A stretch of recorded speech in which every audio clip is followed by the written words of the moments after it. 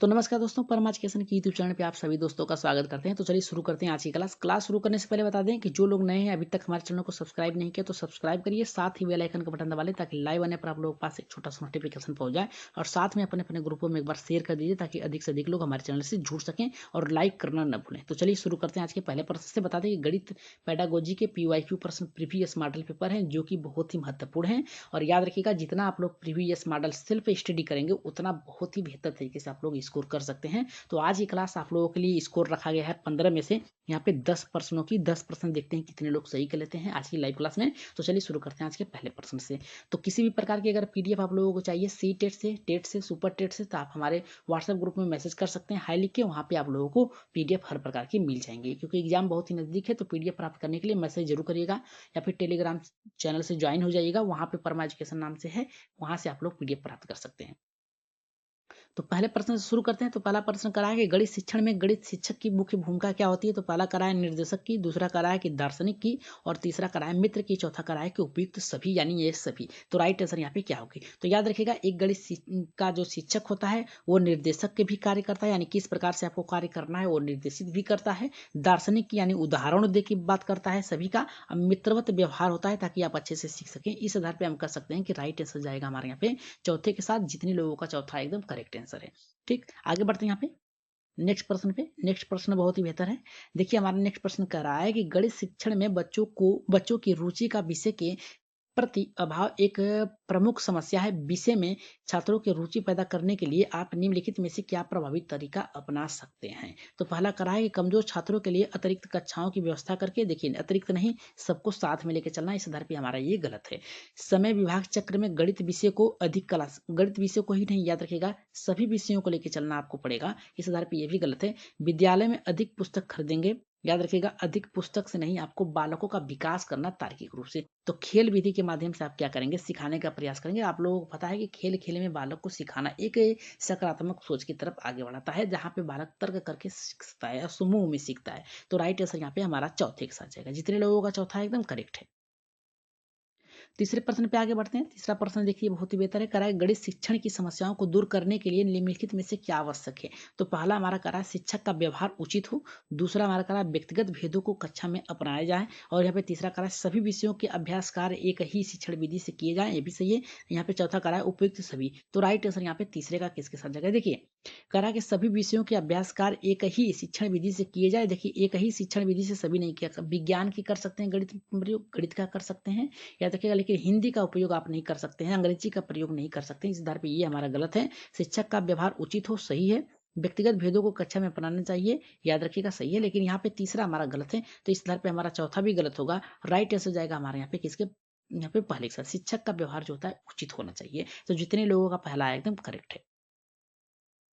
चौथे प्रश्न पे आगे बढ़ते हैं, देखते हैं चौथा प्रश्न कितने लोगों का सही होता है। कह रहा है कि बच्चे वातावरण में सहज रूप से सब कुछ सीख लेते हैं यदि शिक्षक का व्यवहार बच्चों के प्रति अनुकूल यानी उनके अनुसार हो।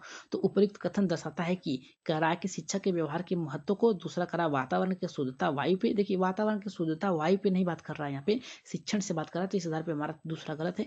बच्चों की चतुराई नहीं, यहाँ पे बच्चों के सीखने से संबंधित शिक्षण की विशेषताओं पे ये भी गलत है। राइट आंसर पहले के साथ जाएगा। शिक्षक के व्यवहार के महत्व को किस प्रकार से वो व्यवहार कर रहा है, मित्रवत व्यवहार कर रहा है या फिर अवांछित व्यवहार कर रहा है। तो राइट आंसर यहाँ पे जाएगा हमारा, यहाँ पे पहले के साथ जाएगा, जितने लोगों का पहला एकदम करेक्ट है। नेक्स्ट हमारा यहाँ पे पांचवा देख लेते हैं क्या करा। पांचवा करा कि आधुनिक शिक्षण विधियों का प्रयोग ना किया जाना चाहिए निम्नलिखित में से किसी एक समस्या का, यहाँ पे समस्या को दर्शाता है। तो कह रहा है आधुनिक शिक्षा मतलब जो चल रही है उस शिक्षा का प्रयोग अगर आप विधियों में नहीं कराएं पढ़ाते समय, तो ये किससे यानी किस एक समस्या से संबंधित हो सकता है। तो पहला करा है पाठ्य पुस्तक की, दूसरा शिक्षण की विधियों की, तीसरा विद्यालय की, चौथा करा है अभिभावकों की। तो राइट आंसर हमारा कौन सा जाएगा पांचवें का। तो याद रखिएगा शिक्षण विधियों की, क्योंकि यहाँ पे आप शिक्षण विधियों का आधुनिक तरीके से यहाँ पे विकास नहीं कर पा रहे हैं। तो राइट आंसर जो जाएगा हमारे यहाँ पे दूसरे के साथ जाएगा, क्योंकि इसके साथ ही शिक्षण विधियों का जो प्रयोग है उसको आधुनिक युग के साथ लेकर नए नए तरीकों से हमको पढ़ाना चाहिए बालक, ताकि सीख सके। तो राइट आंसर जाएगा हमारे यहाँ पे दूसरे की। आगे बढ़ते हैं यहाँ पे छठे प्रश्न पे। तो छठा प्रश्न देखते हैं क्या कह रहा है कि गणित शिक्षण में शिक्षण संबंधी समस्याओं को दूर करने के लिए आप निम्नलिखित में से क्या उपाय करेंगे। तो पहला हमारा यहाँ पे करा प्रधानाध्यापक से बच्चों को शिकायत करेंगे। दूसरा करा कि गणित विषय में कमजोर छात्रों के विषय को परिवर्तित कर देंगे। परिवर्तित करने के बाद करा देखिए ना तो आप अध्यापक से उसकी शिकायत करेंगे और ना ही विषय में यहाँ पे करें कमजोर छात्रों का परिवर्तित करेंगे, क्योंकि आप गणित समस्या से उनको वो जूझ रहे हैं, तो गणित समस्याओं को दूर करना, न कि उस गणित समस्या को हटाकर हिंदी ला देना है या फिर अंग्रेजी ला देना है। तो यहाँ पे तीसरा करा बच्चों के उचित दृष्टिकोण का विकास करना। एकदम सही है कि किस प्रकार से बालक सीखना चाह रहा है और कहाँ से कमियां हैं उसको दूर करना। तो राइट आंसर यहाँ पे जाएगा हमारा यहाँ पे तीसरे के साथ जाएगा। 7वें प्रश्न पे आगे बढ़ते हैं। 7वां प्रश्न देख लेते हैं क्या करा कि शिक्षण गणित शिक्षण की समस्याओं को दूर करने के लिए एक अध्यापक को निम्नलिखित में से कौन सी अध्यापक क्रिया अपनानी चाहिए। तो पहला करा है समस्या प्रस्तुत करना चाहिए। दूसरा करा है छात्र क्रिया को सही दिशा देना चाहिए। तीसरा करा है छात्रों का मूल्यांकन करना चाहिए। चौथा करा है कि उपयुक्त सभी। तो 7वें करा आंसर किसके साथ जाएगा? समस्या प्रस्तुत करेंगे तो बालक उसे सीखने तर्क करेगा, विचार करेगा, विमर्श करेगा, यहाँ पे तो आमोद प्रमोद करेगा, यानी बातों से यहाँ पे आदान प्रदान करेगा। तो ये भी सही है। छात्रों का क्रिया सही दिशा में होना चाहिए, एकदम सही है। छात्रों का मूल्यांकन होना चाहिए कि किस प्रकार से बालक सीख रहा है, क्या सीखा है, क्या नहीं सीखा है। इस आधार पे हमारा राइट आंसर जाएगा चौथे के साथ जाएगा। करेक्ट आंसर होगा हमारा यहाँ पे 7वें का चौथा। आगे बढ़ते हैं यहाँ पे 8वें प्रश्न पे। 8वां प्रश्न देख लेते हैं क्या करा है। 8वां करा है कि बच्चों को गणित सरल एवं रुचिकर लगे, इसके लिए एक शिक्षक को निम्नलिखित में से क्या करना चाहिए, क्या उपाय करना चाहिए। तो पहला करा है गणित में मनोरंजन को स्थान देना।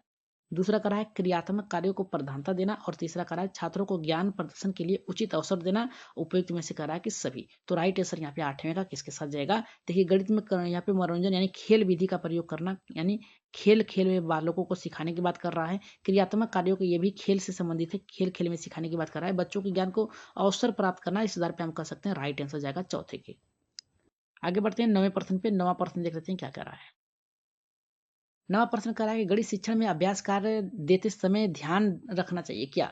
तो पहला करा है अभ्यास कार्य का उद्देश्य स्पष्ट होना चाहिए। दूसरा करा है अभ्यास कार्य की गति उपयुक्त होनी चाहिए। तीसरा करा है कि पुनरावृत्ति उचित कालांतर में होनी चाहिए। चौथा करा है कि उपयुक्त सभी। तो राइट आंसर यहाँ पे किसके साथ जाएगा? अभ्यास कार्य का उद्देश्य स्पष्ट होना चाहिए, एकदम सही है।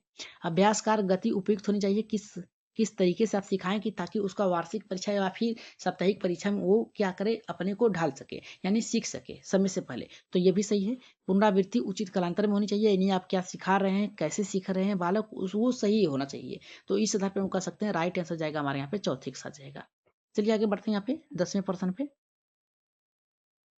देखिए 10वां प्रश्न करा है गणित शिक्षण की समस्या को दूर करने के लिए एक बालक में ज्ञान के प्रति रुचि उत्पन्न की जा सकती है। तो पहला करा है शिक्षण विधि द्वारा, प्रेरणा द्वारा, अभिरुचि द्वारा। करा है कि यहाँ पे इनमें से कोई नहीं।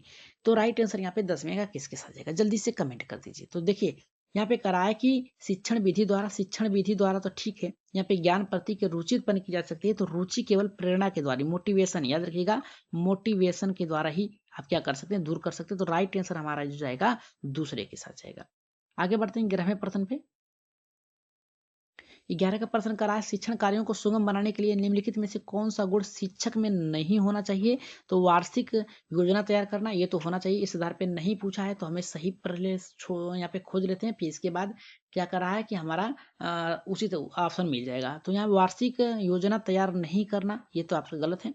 गणित विषय वस्तु का उपयुक्त ज्ञान, गणित विषय का उपयुक्त ज्ञान होना चाहिए, इस आधार पे ये भी आपका सही है। अभ्यासकार का अधिक महत्व देना, अभ्यासकार को ही केवल अधिक महत्व नहीं दे सकते हैं।